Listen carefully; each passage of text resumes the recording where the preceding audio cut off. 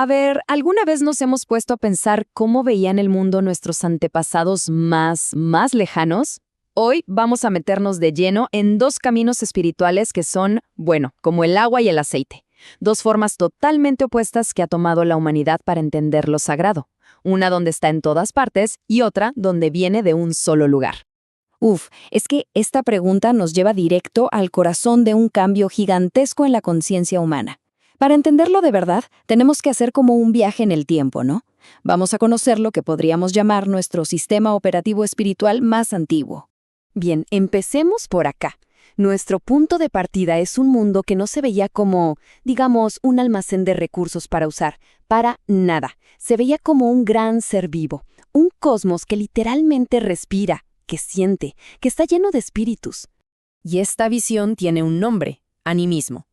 Y la clave acá es que lo divino es inmanente. O sea, no está allá lejos en un cielo, sino que está acá mismo, metido dentro de cada río, en cada piedra, en cada árbol. Fíjense qué distinto. No había que salir a buscarlo. Se vivía en él. Era parte del día a día. Y bueno, lo más increíble de todo esto es que no fue una idea de un solo lugar, Para nada. Estamos hablando de que surgió por todas partes de forma independiente, desde los dioses de los ríos en la lejana Mesopotamia hasta los espíritus de los árboles nórdicos, por todo el planeta. Era en esencia una experiencia humana universal. Entonces, en este mundo, el rol de la humanidad era completamente distinto al que conocemos hoy. No se trataba de dominar la naturaleza, sino de participar en ella. Las personas se veían a sí mismas más como guardianes, ¿saben? Guardianes de un equilibrio cósmico sagrado, como si estuvieran en una danza constante con el mundo que los rodeaba. Pero claro, de repente, algo cambió, y fue un cambio tremendo. Ocurrió una de las transformaciones espirituales más radicales de toda la historia. Lo divino, que estaba dentro del mundo, de pronto se fue para arriba, muy por encima de él. Y esto, créanme, fue un concepto totalmente revolucionario. Piensen en esto.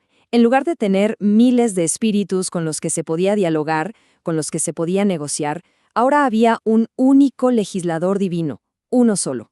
Y este establecía las reglas para toda la humanidad, desde la distancia. Los ejemplos más claros que tenemos de este modelo son, por supuesto, las grandes religiones abrahámicas, el judaísmo, el cristianismo y el islam. El hilo conductor de todas ellas es justamente esa idea central de una revelación divina, ¿no? Una verdad que no se descubre, sino que es entregada, desde lo alto. Y acá el cambio en las relaciones es total, absoluto. El rol humano ya no es de participación con el cosmos, ahora es de obediencia a su creador. Esa conexión directa, esa danza, se transforma en un mandato, simple y llanamente. Ok, ya vimos los dos mundos, las dos formas de ver las cosas. Ahora, ¿qué tal si los ponemos frente a frente? Vamos a ver en detalle qué tan distintos son en realidad. A ver, la primera diferencia, y quizás la más profunda de todas, tiene que ver con dónde está lo divino.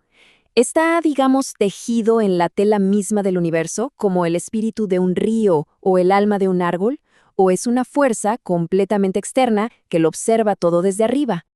Y claro, esto lo cambia todo a nivel de la moral, porque ¿qué significa actuar bien? ¿Significa mantener el equilibrio natural como si todo fuera una delicada balanza cósmica? ¿O significa simple y sencillamente seguir una ley que está escrita en piedra? La fuente de lo bueno y lo malo cambia por completo. Y por último, un punto clave, la autoridad espiritual. O sea, ¿de dónde viene la verdad? ¿Surge de la experiencia directa, de esa conexión personal con el mundo, una verdad que casi se puede sentir en el cuerpo?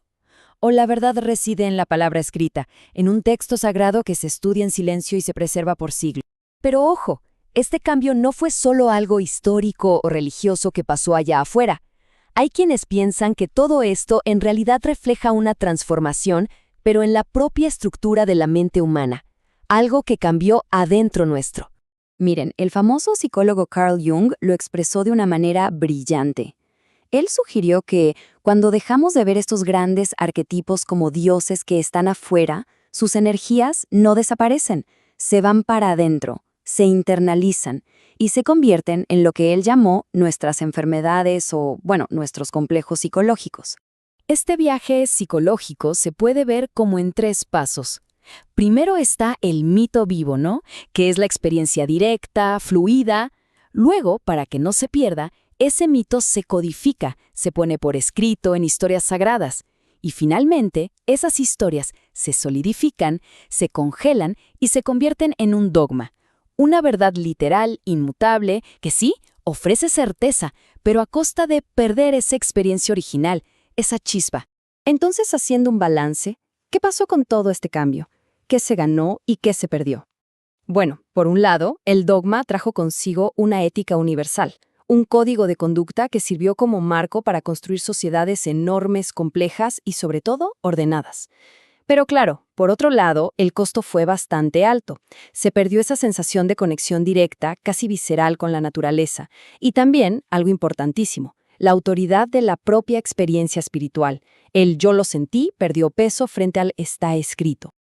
Y todo esto nos deja con una gran pregunta flotando en el aire. En este mundo moderno que anda siempre buscando sentido, ¿tenemos que elegir entre uno de estos dos caminos? ¿O será que, de alguna manera, se pueden reconciliar?